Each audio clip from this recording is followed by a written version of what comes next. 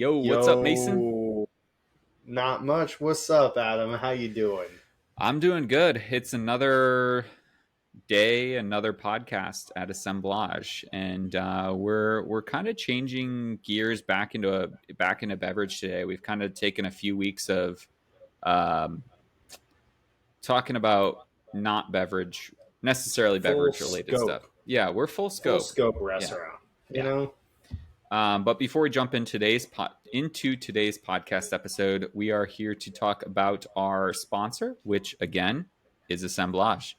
Make sure you go check out our website, www.assemblagebevco.com. We've got a bunch of cool merch, t-shirts, hoodies, hats, workshops, all that good stuff. We also do some beverage consulting too. So if for those of you who might have seen on TikTok last week, or now that when this podcast comes out, it'll be a couple weeks ago, we're cutting fat deals on any type of beverage consulting. So if you or your friends or your family are opening a restaurant and you need help with beverage program, let us know. Send us a message, www.assemblagebevco.com. And now on to episode 48, which we are talking as the weather gets colder, even though it was 92 degrees here in Georgia today. We're talking whiskey season. September marks whiskey season, which means gin season is wrapping up, pretty much done.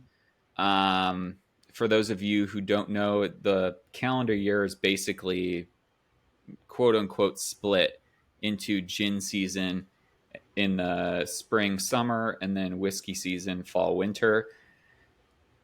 There's exceptions to that, of course. The Negroni is always able to be drank, and gin martinis are always able to be drank even during whiskey season because they still warm your belly, they and still hit. They still hit right.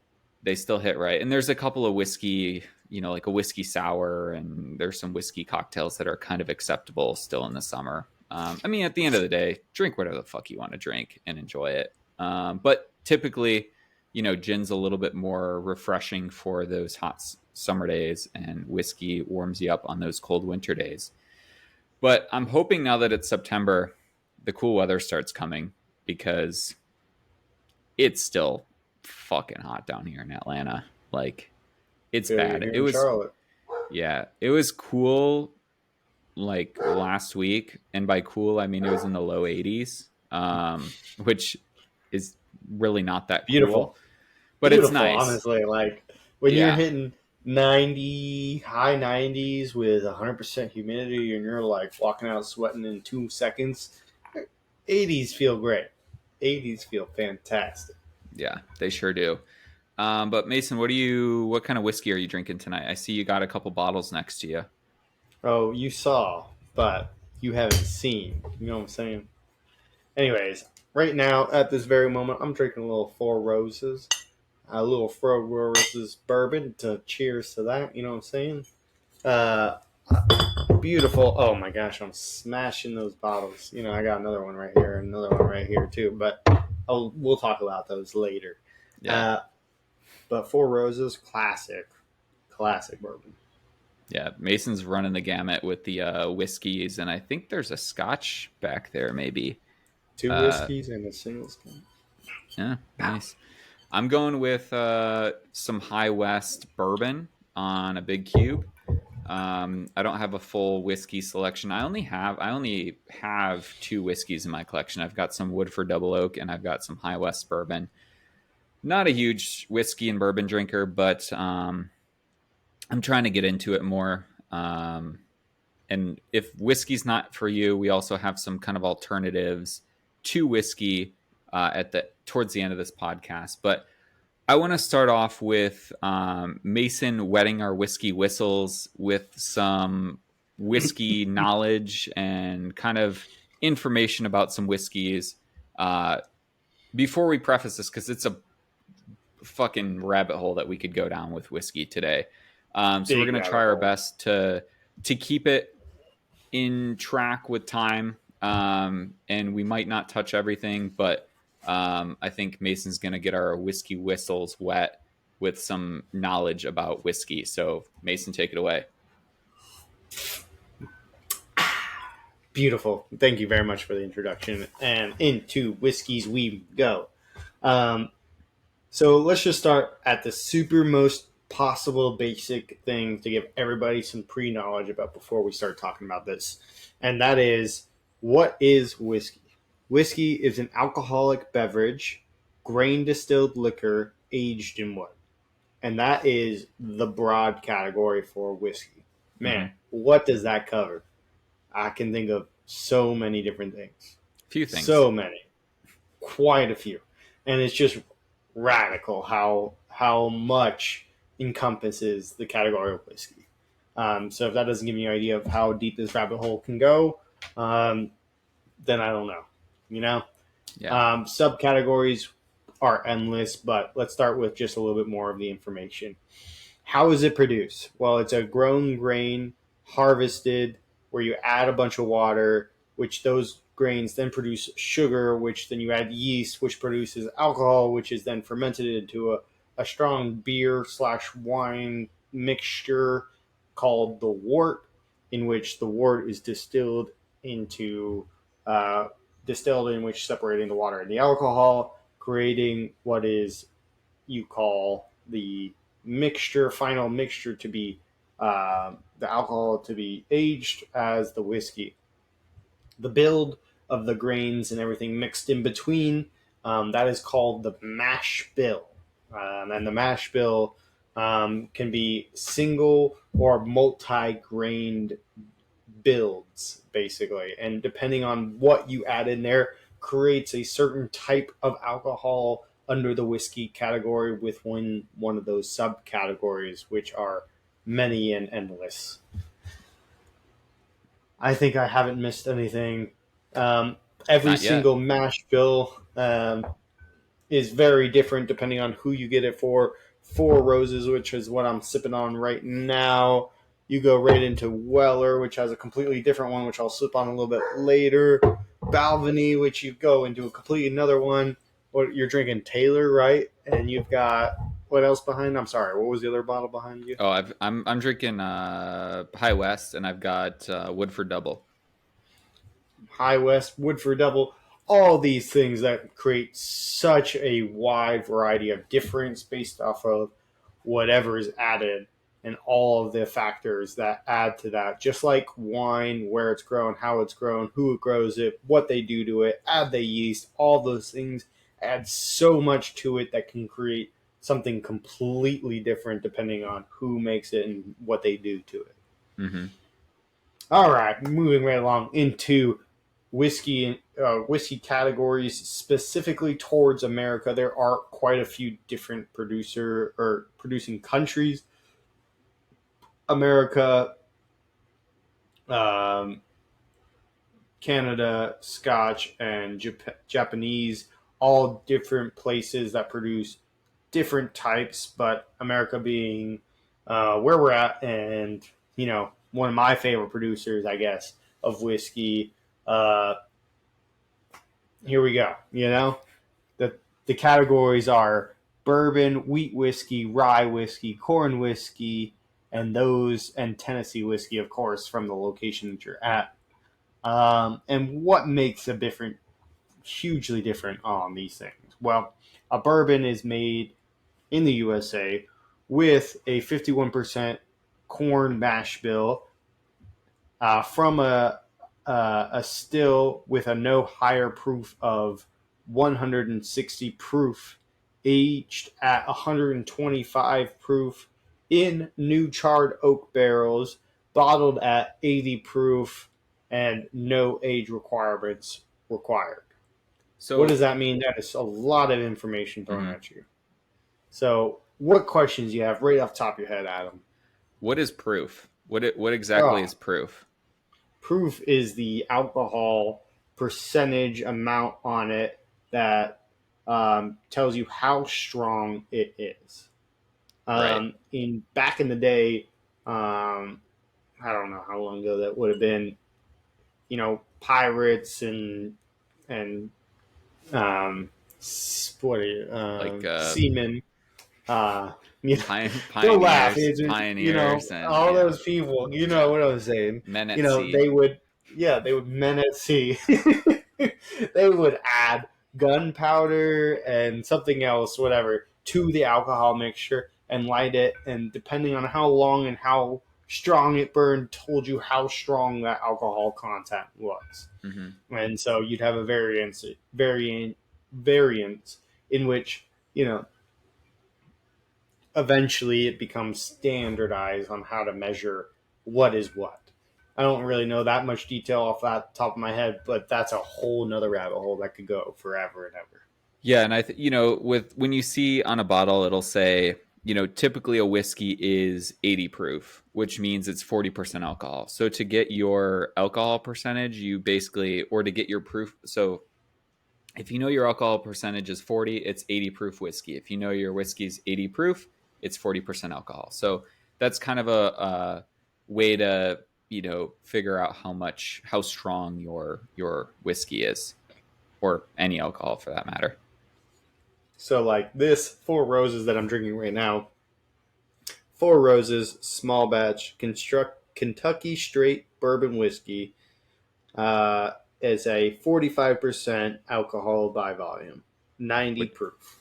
90 proof. See? 90 proof. Yeah. 45 to The 90. alcohol, yeah, the alcohol by volume is half of the proof level. So whatever the proof level is, half of that is your alcohol percentage. So, Mason, Anyways, I want to know yeah, maybe some tasting notes that you're getting out of that Four Roses. sure. Why not? I really enjoy this um, Four Roses. I think it's a beautiful sipping. I feel like it's a beautiful mixing. I feel like it's just a all around great bourbon in general. Right? And this is Kentucky straight bourbon, so it's got that little extra note to it. But anyways, so this one has a lot of caramel notes, a hint of butterscotch, Hmm. toast of taste of toasted caramel, and I think overall for somebody getting into bourbons is a very mellow style of a bourbon. Mm-hmm. I think great for anybody trying their first one. And honestly, great price for a single small batch straight bourbon, which I think is like $45. Yeah, Not it's too not bad. bad. It's not bad. I mean, it is, you know, to me, $45 for a bottle of whiskey is really not too terrible because I think about how long it's going to last me, right? Like, I spend a lot more money on a bottle of wine and it's gone in a night. One Whereas, sitting. Yeah. yeah, and whereas a bottle of whiskey, or like, I've had my High West for 6 months now. Granted, I don't drink it all that often, but it like that. And High West is about the same, maybe $50. It lasts But a it also long never time, goes so it's an bad. investment, and it doesn't go bad. I mean, eventually it probably will, but not for the foreseeable future. And it, like you said, it's a great mixing whiskey too. Great in old fashions. It's an easy sipper. It's not like overly strong tasting or overly oaky, which again kind of lends itself to making some really great cocktails. So I love Four Roses, especially their small batch. It's good whiskey. Yeah. All right. Moving right along into our next category, which is a wheat whiskey. I'm not super familiar with wheat whiskey, but it is a product that is well made. It's only because I just don't drink them as often. But basically, made in America. Oh, 51% wheat. Oh, distilled at a max of 160 proof, aged at a max of 125 proof, in new charred oak, and bottled at a minimum of 80 proof. Um, Larceny is the biggest producer that I can think of, or well, maybe not even big, just like quality producer that Mm-hmm. makes a good this type of wheat whiskey. Yeah, I don't. Again, I'm not a huge whiskey drinker, and I my whiskey knowledge is like very minimal. I've had larceny maybe once before, and Okay. I mean it was good. Don't remember the tasting notes, but it's a solid whiskey, and again, not overly expensive. Probably right around that $40 to $50 a bottle range, which is not bad. Especially when the last month's on in. Yeah, exactly. All right. And then another big one, which is actually probably one of the most dominant ones in America, which is a surprise, but not a surprise because of its hot taste, as some may like to call it, is a rye whiskey. Would you say Again, would you say that maybe it's a little spicy? you know what I'm saying. You know what I'm saying. You know what I'm saying. How spicy. You know what I'm saying? You know what I'm saying? Some Anyways, might. made in the USA. Woo! 51% rye is the mash bill, must be distilled to a max of 160 proof, aged at 125 proof. New charred oak barrels are required, bottled at a minimum of 80 proof. Now, again, all these are minimums, never maximums, because depending on where you go, who's doing it, their variances might change to make the beautiful flavor profile. As is Rittenhouse as the big rye whiskey producer that comes to mind. One of my favorites, which isn't on my list here, um, comes from Colorado. It's called Law's Whiskey. They make a rye specific, and it's absolutely delicious. It's in my decanter that I have on my bar, and it's what I pour for anybody who comes wanting to try a rye. Nice. I'll have to try it when I next time I come to your house, which I've never been. So, Yeah, you got to come soon. You know what I'm yeah, saying? I do. I definitely Right do. on. Moving along into corn whiskey. Whoa, corn whiskey. Wait, what'd you say about bourbon? Bourbon being 51% corn? Well, corn whiskey is 80% corn and distilled to a max of 160 proof, which is exactly the same as bourbon. Aged, uh, or no age requirement desired, and the barrel or must be barreled at 125 proof. Um, so all these things are very similar to bourbon. So as long as the barrels that you're aging in are not new American charred oak, or excuse me, new charred oak, then you have not created bourbon. You've created corn whiskey. Otherwise, technically, you've created bourbon, which is just like, whoa, I can create so many different things from so many little things. All those Hmm. different possibilities. Just like a slight variation can distinguish something from another thing, which is Right. crazy. 51% wheat, 51% rye, 51% corn. What are we? You know, that's the Hmm. question of the day. I'm just kidding. We're going to. What are we? That's the question. What am I? Podcast over. Oh, all right. Let's give a little terminology that you might see on a bottle that you just to give you a little more reference. Straight. What is straight? Straight means aged for a minimum of 2 years. If less than four, must be denoted on the bottle itself. Unmodified. Unmodified.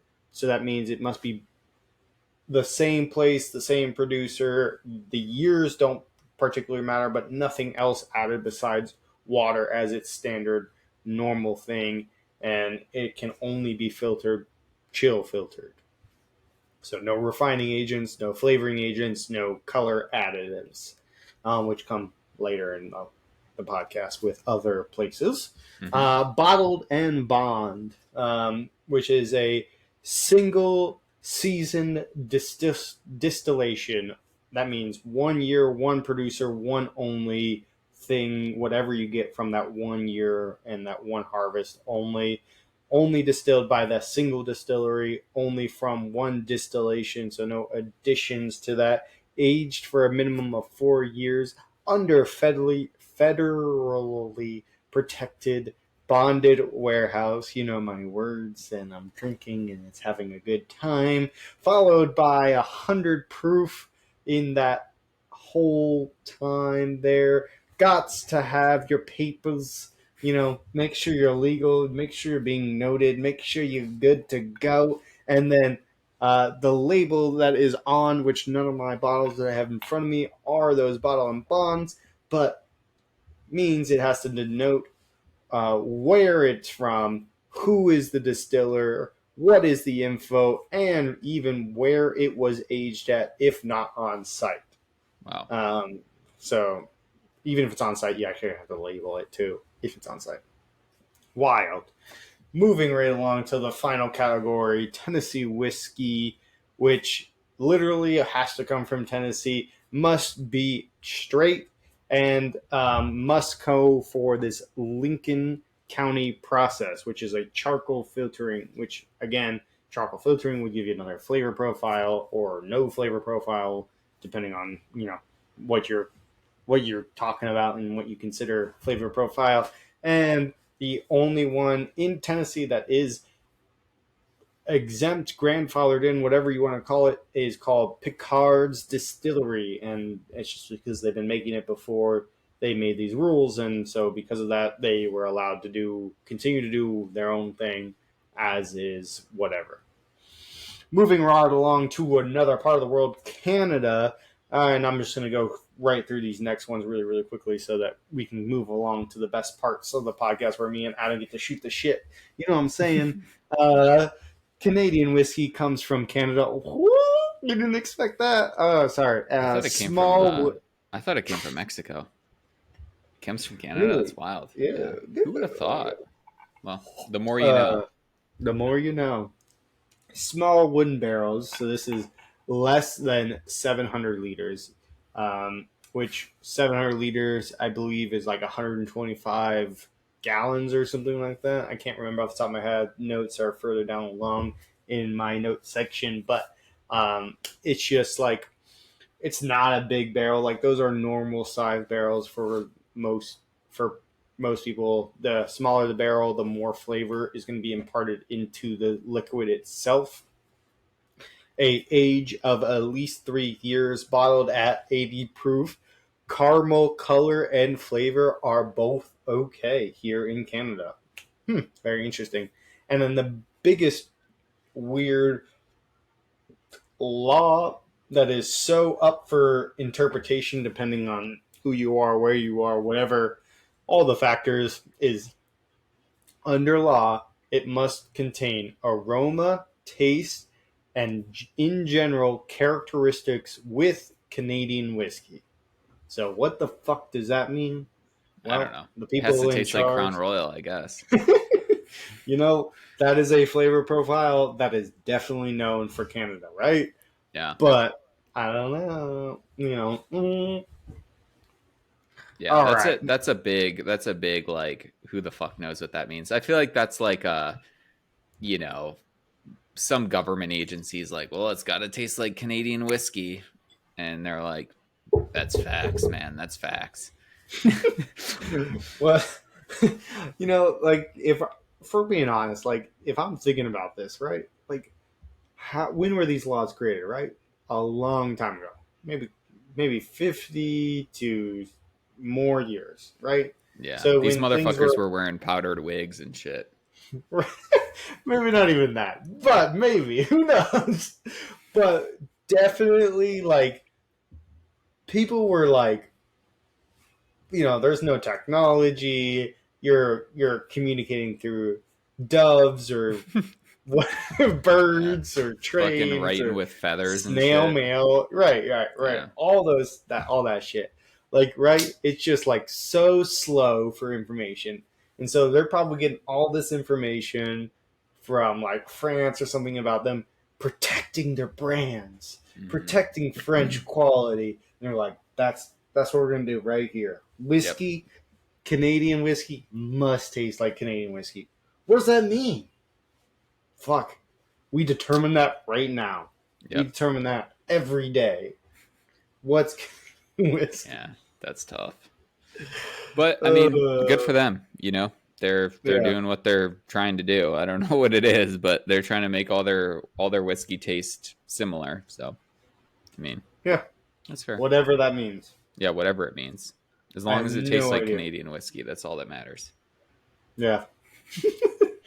All right. And then another big producer in this world is Scotch, Scotland, Scott, whatever you want to call it. Made in Scotland, aged in oak, minimum of 3 years. It must have the truth of the labeling, which means age on the bottle, whatever the youngest is in the bottle is what's labeled on there. Everything from where it's from, who produces it, all those little things must be on the label. It must be truthful from start to finish. Anyways, I'll talk about that in a second.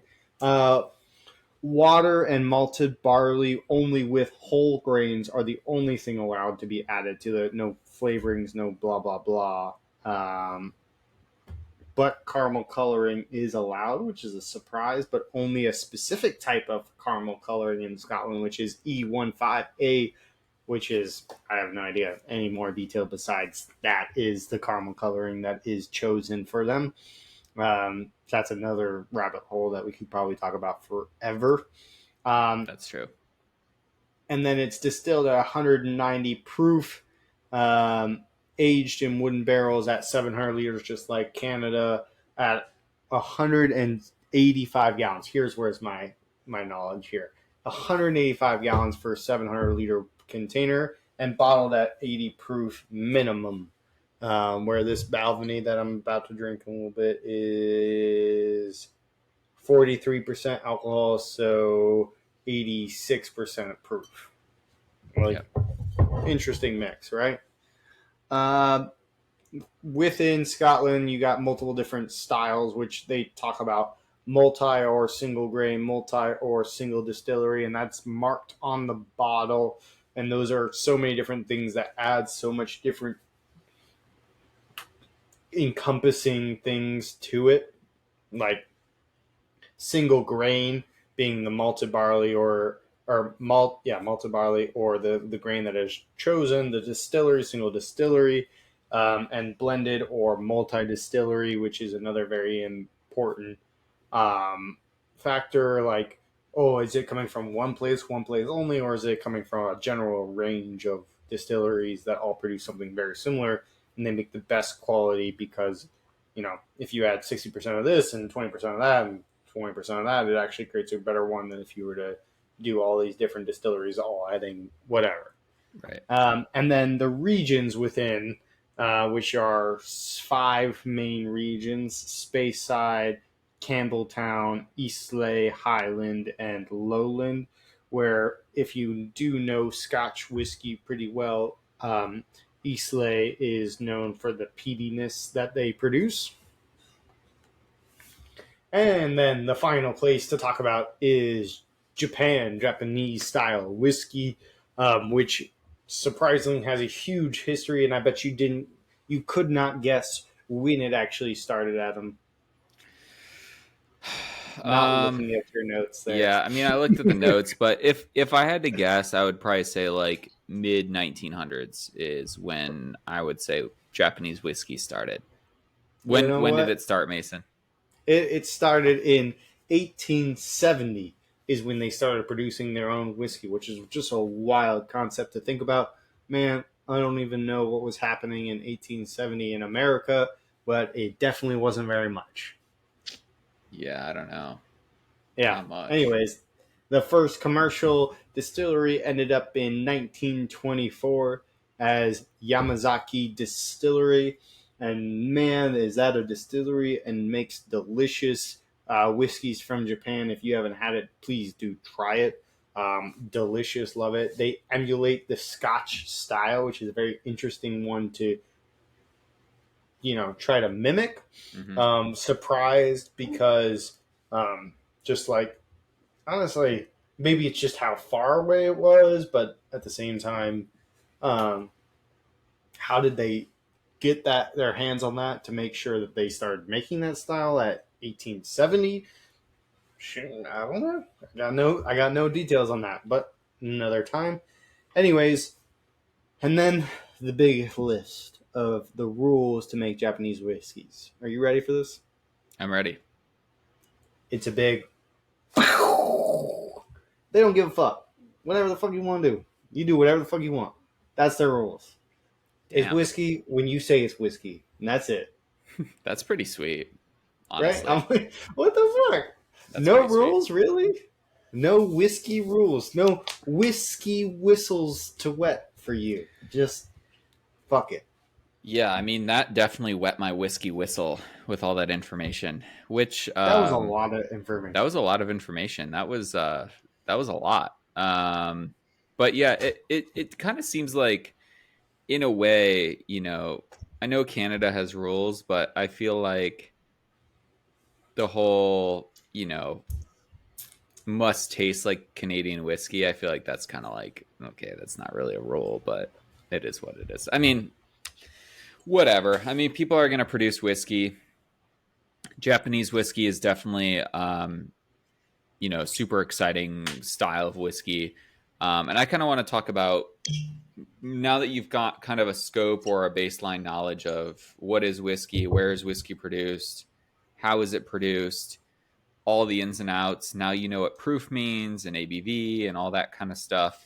I want to kind of jump back to Scotland because Scotland is the largest producer of whiskey. And Mason, you've been asking me questions. So, how long has Scotland been the largest producer of whiskey in the world? I have no idea, but I bet you it's the longest. Yeah, last 100 years at least. They've been producing a lot of whiskey for a long time, and Well, this place right here, Balvenie, fuck yeah. Cheers to you. yeah, yeah, producing a Sponsor lot us. of a lot of sauce. And Scotch equates to basically 10% of global whiskey sales, which is a ton. That is huge. Because you think about, yeah, we named or Mason went through a good amount of places that produce whiskey, but there's more than that. And there's even more subcategories to all of those categories. So again, it's a never-ending rabbit hole, and we're not here to slide down that rabbit hole today. A little bit, but um, the podcast could be days and days and days and days, and we don't have that kind of time. So Yeah. kind of, I mean, there's a there's a ton of different brands of Scotch, and kind of like the big dogs. The Macallan, probably like I know it's not the most expensive, but that's kind of like I feel like when you see an old white rich dude, like he's sipping on Macallan 12 or Macallan 15 or Macallan 18. Like that's just I the think go that's to. I think that's fair. And I don't have them account very often, but when I do, the biggest note for me is apples. And I don't know why. That's the one that hits me every time. Really Yeah, but interesting. apples. What kind Yeah, of that's apples? Green, it. red, It yellow? depend. It depends on the age of it. Really, 12-year red, 18-year green, which is really weird. It turns sour, and then 20 or 22 or whatever 24, whatever the other one is that I had right after that was like a sweet mushy apple, but it's Really? like the most faint beginning. It's like, Hmm. is that actually there, or am I lying to myself? Yeah, and I think it's interesting because everyone. And this is kind of I won't dive into it too much because again, this is another rabbit hole. But like, it is interesting. Talking about tasting notes with people, and what do you taste, especially in wine, right? It Because wine is probably the most talked about thing with tasting notes because it's just, I don't know, like more people probably drink wine than drink whiskey as far as like diving into it and being serious about it. With Psalms, and most people want to know all the flavor profiles of wine, whereas whiskey, you know, unless you're really into it, not really that serious. But it is kind of interesting when, you taste something and you might taste apple and I might taste pear or whatever it may be. And it kind of just goes back to like everyone has their own mental pantry of tasting notes and flavor profiles and memories and things that they think about when they smell certain things, Yeah, which I think is really cool. And it's kind of like I love sharing that, and I've kind of, I shoot the shit with one of my coworkers at work about wine, and her husband are kind of like, they love wine, but they're kind of jumping into like being a little bit more serious and like talking about wine. And so she's like, "Oh yeah, my tasting notes are terrible, and like they're so like random." And I was like, "Hey, that's how you get going. There's no wrong answers. So if you taste something, shout it out. Maybe no one else tastes it. Maybe everyone else tastes it, and they're just too afraid." Yeah. But yeah, it is interesting. Next one, Johnny Walker, Lafroig. You got Lagavulin, Oban, and I mean, there's a ton of other Drinking Balvenie right now. Belvany. Yeah, I mean, there's just so many producers of Scotch. Oh So yeah. yeah, and the next biggest producer, United States, they produce Can we 37 say? million cases of whiskey per year, which is a shit ton of whiskey. And I'm The sure that's increased. To and be I'm honest. sure that's increased because I feel like for the longest time it was like there's so many craft brewers making beer, and now I feel like there's so many craft distillers making whiskey. Um, and that's it's great. There's a lot of products out there that are making more people interested in drinking whiskey and or just drinking spirits or beer or whatever it may be in general. And Just I could, drink.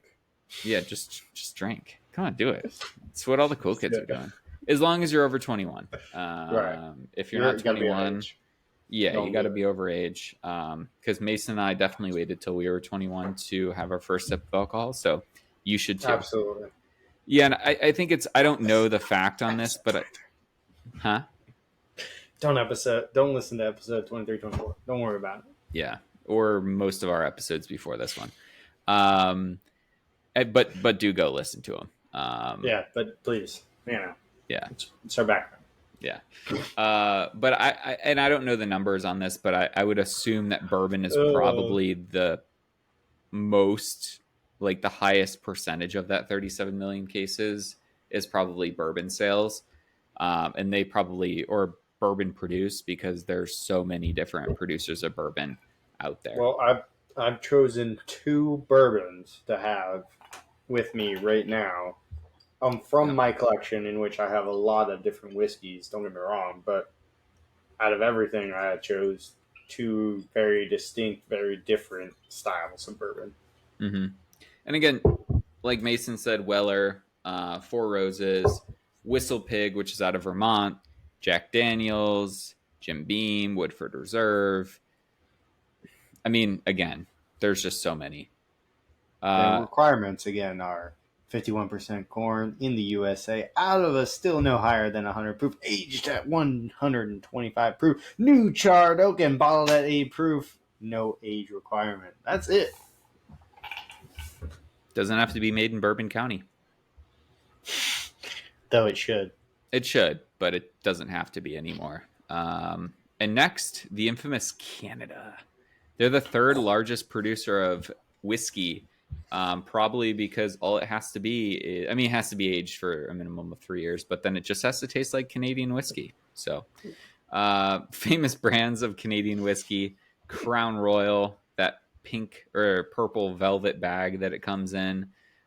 You've got all those Crown Royal variants: Crown Apple, Crown fucking, I don't know, Blue Crown, crown, Raspberry, or crown. some other things that they make. JP Weiser's Caribou Crossing, which Caribou Crossing kind of gives me Blanton's vibes, but instead of the little, how Blanton's has the little horse on the top, like the different like polo players, Yeah. Caribou Crossing has like a caribou, like Like on the the elk. on yeah, Yeah. like an elk on like the top of the cork, which is I pretty did not cool. know. Is it Yeah, I saw it different ones yesterday and I like was like, Blanton's? huh? Like, do they have different ones like Blanton's? Like, Blanton's has different bottlings based off Mm-hmm. of their thing that spell out Blanton's. And you Right, have to collect all the letters. That's right. part of their whole spiel. Yeah, I don't know all the ins and outs of Caribou Crossing, but that little tiny moose or elk or caribou that's on the top, I was like, I fucking want one of those. So Yo, I'm gonna get one of those now. I've never seen that for sure. I probably have, walking. store. I just look right past it. I'm getting Yeah. one. Yeah. Get you some. Treat yourself. I Uh, always do. Not really. I try next, to. Ireland. Ireland. 7 million cases of whiskey produced every year. Famous brands. You got JMO, probably the biggest shot whiskey that there is. Love You've me some JMO. Yep, you've got Conor McGregor's Irish whiskey, which is fuck, what's that called? Fuck, I can't remember what it's called, but that one's like probably another big one, just because Conor McGregor is like such a fucking public figure nowadays. I'm Um, gonna search this real quick. Hold it's called Proper 12, because on. that's where Okay. he's like, that's like his neighborhood or his area that he grew up in Ireland. Never had it, but I've been known to take a few Jameson shots in my day. I'm sure, Mason, you've done the same. Um, My favorite brand, Tullamore Dew. I love me some Tullamore. do That you? I think they became a little too expensive once I became a big fan of them. Like Mm-hmm. literally, it was like a switch. Like used to be cheaper than Jameson because like nobody really knew about it, and like then all of a sudden they became super popular and same price, if not higher than Jameson. Wow. Which again, their quality definitely better than Jameson, but just so disappointed when I was buying it for like 10, 15 bucks for a liter, and now it's like 40, 50 bucks for a liter. Yeah, I believe it.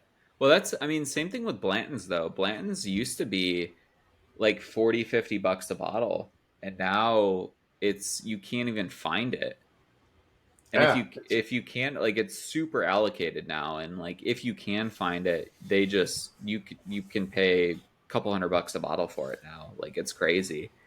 Um, but I mean, I know you had some at your wedding, which was cool. Because I feel like I used to, not that I would drink it all the time, but like it used to be a really affordable shot. Like Blanton's was just yeah, kind of the thing. the thing. Like it was $40 a bottle, so a shot was like $10. And now, I mean, you can't It's even like a touch hundred this bucks stuff. Yeah, yeah, or it's more. crazy. Yeah, It's and ridiculous. it is ridiculous. But I mean, that's what happens when it's a small production and And the it's people really good. and it's really good, and Yep, people like, they they love notice. collecting, they love buying, so it's like they want it. And it's just how it goes. And Japan, just like there's no rules in Japan, there's also no figures in how much they produce, at least not after a quick Google search. But some famous brands, they've got Suntory, which the Suntory Toki whiskey is fantastic. And then there's, I'm going to butcher it, but it's like Nika, Nikka. And yeah, Japanese whiskey is super fun. I'm not a big Scotch drinker, just because I know that not all Scotch is peaty and smoky. I don't love the smoke. One Scotch that I do really like is Abelauer, which is really nice. Drinks more like a bourbon, not quite as smoky as some. And I think Japanese whiskey, I know that they try to emulate Scotch, but I think it's a little bit more subtle in how they produce it, rather than, it's not overly like peaty and smoky. Fair. I like So, that. Mason, I want to know, besides the ones that you're drinking tonight, do you have any like honorable mention whiskeys that you enjoy drinking? Doesn't matter where they're from, just you have some that you can shout out. I chose these three because these are my like go-to three. Mm-hmm. Four Roses, Weller, and Balvenie. If I'm going to drink one of these categories, which I guess Four Roses and Weller are technically the same category, being bourbon. You know, but Tullamore Dew, Jameson again, like fucking fuck with those hardcore. You know, just you know, if I'm going out and I see Tullamore Dew or Jameson on your back bar, probably gonna order Tullamore Dew. But Okay. if Tullamore Dew is $2 more than your Jameson, or ordering Jameson. If it's $1 more, ordering Tullamore. That's the difference that it has to be. I've got a price point in my head that it has to be to order it. And Right. sometimes I don't give a fuck what it is. I just go, I'm ordering that because that's what I want tonight. Right. Yeah. But if I'm going to go, I make my choice. Yep. Law's Whiskey, very small producer in Colorado. I still really love. I don't know Mm-hmm. why. Maybe it's just because super local, super. It's produced in the Scottish style, but very American at the same time. Like all the requirements of America, but with all the locations and distilling requirements of Scotland. Anyways, what about yourself? Scot- Scotland. Scotland. Even Scotland. though it's not really, it's more of like a And, British and, accent, but and we're definitely offending a lot of people, but yeah. it's okay. You know what? Yeah. Come on down. For me, I don't uh, drink a ton of whiskey, but I do really like Woodford Double Oak. High West is ooh, nice. I forget about Uh, Woodford too all the time. yeah, and Woodford's not bad as Oh, far as like price point goes. But to me, like I'd rather drink Woodford Double Oak. It's not really. I mean, it's a little bit more expensive, but it's not like unreasonably expensive. I love Whistle Pig. I think Whistle Pig's doing some fun stuff, but that's gotten like ridiculously expensive too. yeah, I Um, forgot about Whistler, to be honest. yeah, Like, Whistle Pig's don't know good. why it didn't come to my mind. I just bought their, like, Summer Viper or something bottling, and I was like, it's good. It's light. It's It's good. refreshing. It's very refreshing. Yeah, I haven't had that one But yet. next time you come over, which needs to be soon, we'll get fucked. Yeah, you're Mason's the whiskey's hitting Mason. This is a Mason I haven't seen in a long time. He's uh, dropping the F word. He's fucking, he's acting a little squirrely over there, but having a great time. that's great. I love to see it. Um, and next, I kind of want to talk about whiskey cocktails. What can you, besides just shooting Jameson or drinking bourbon neat or on the rocks? What are your fall favorite cocktails for this season, Mason? To kind of wet your whiskey whistle with a cocktail. My whiskey whistle is always wet with Boulevardier. You know it. Mm, Anytime, all the time, everywhere, whenever, always. yep. Boulevardier. But if I'm going to stay away from Boulevardiers, old fashioned Manhattan Classic 2, um, honestly, like, that's probably the category of the three that I'm going to stick in if I'm going to make a cocktail, whiskey Hmm. cocktail. I'm sure if I went out, I had a sip, or I went to a special bar that did something super cool with a whiskey, I'm 100% down to try it. Like, Hmm. honestly, if you have something super awesome on your menu that says, like, something like sporadic, something cool, you know what I'm saying? Kapow! Kapow! It gets you, you're like, whoa, what was that? You know, I'm down. I'm going to try it. Even if I don't enjoy it, you'll never know. I promise. I'll just suck that sucker down and Yep. then order my next cocktail. If I Yeah. order it twice, it's a good cocktail. Nice. That's a good way to describe it. Yeah, I would probably say for me, I do like a whiskey sour. I'm a sucker for an egg white cocktail. I don't drink a ton of whiskey, um, like I've said probably 6 times in this podcast, but I'm starting to try to get into it. Got really into tequila over the summer, so now I'm gonna try and get into more dark spirits, whiskey, things like that. Probably not Scotch, but just Scotch is just a little too smoky for me. So Well, but I kind of want to talk about, I know we've been wetting our whiskey whistle all day, but I want to kind of talk about for those who want to have something that'll warm your belly in the winter or the fall, but you don't like whiskey, some alternatives for you. And to me, like the perfect alternative is an aged rum. A lot of aged rums are aged in whiskey or bourbon barrels, so you kind of get some of that like caramely note. It's a little bit sweeter finish than a whiskey, due to the fact that it's made from sugarcane. But I think you can kind of play with an aged rum just like you would play with a whiskey. So you can make a rum old fashioned, rum sour. And then you can do some other like more summery drinks with aged rum, like doing a daiquiri with aged rum is really fun. A little bit fresher, maybe for that like end of summer cocktail. That's kind of my favorite whiskey alternative. If I'm feeling like a dark spirit, but I don't feel like drinking whiskey. Um, Mason, what would be a whiskey alternative for you? Oh, you all know it. You've listened to our old podcast. You know what it is. It's tequila anejo. Mm-hmm. Maybe extra anejo to make Yeah. you feel even better. I definitely love that. You know what I'm saying? Mm-hmm. It's like super caramely, almost always a smack in your face flavor profile, but has none of the bring you down additives. It's all hoppers. You know what I'm saying? You know, uppers makes you feel really good. Um, I don't know. There's like a list that we've talked about. Don Julio, 1942. Don Julio, Extra Anejo. Uh, I can't think of so many more, which there are plenty of it. Mm-hmm. Casamigos. We did a Rio. No. What did we do? The aged rum you sent me? No, we did the Blanco and then Anejo and the middle one that's blinking off my head right now. Ah, fuck. Just 2 years, age less than Oh, 2 years. um, Uh, yeah, I don't know. I don't remember. it's the age requirement for tequila. Gosh, why is it like? Reposado? Thank you.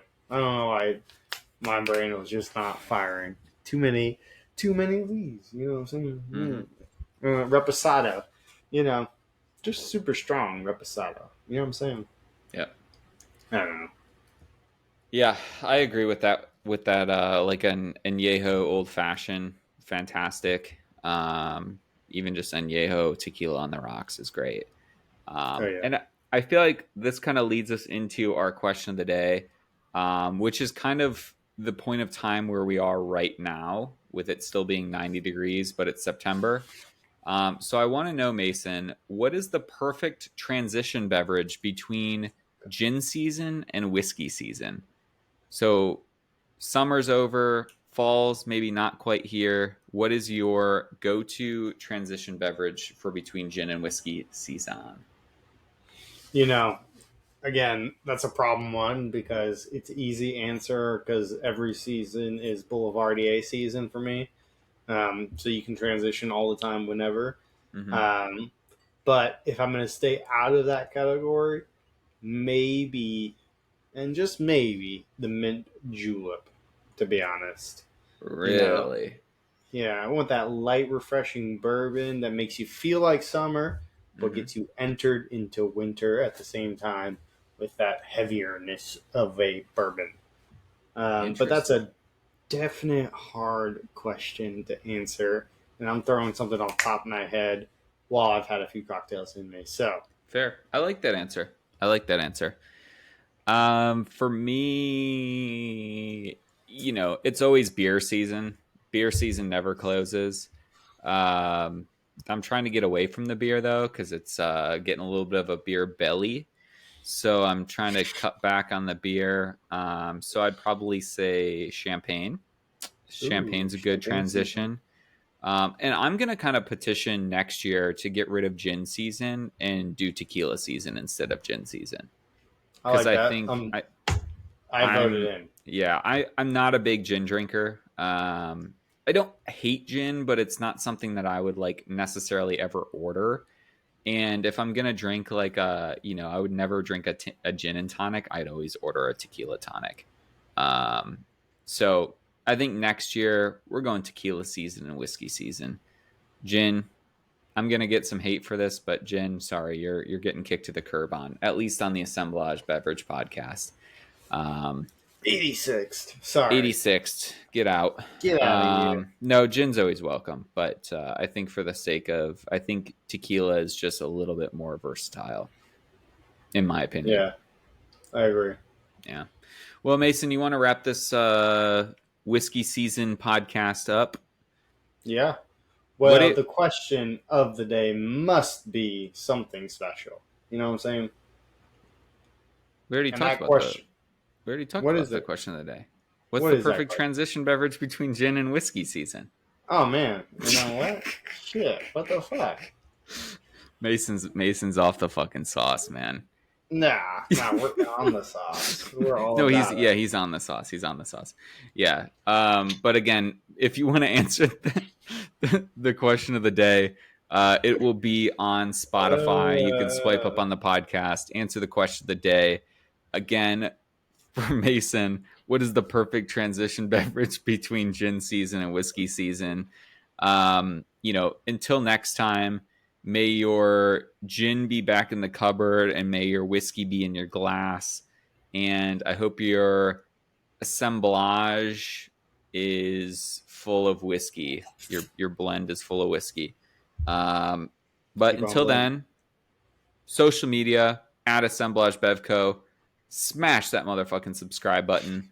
Go on YouTube and like all our videos. We post all of our podcasts on YouTube so you can watch us. Listen to us on anywhere that you can listen to podcasts: Spotify, Apple Podcasts, Google Podcasts, Anchor, all those good places. And until next time, I'm Adam. Mason. And keep on blended, baby. Blending. Woo! Cheers, guys. Till next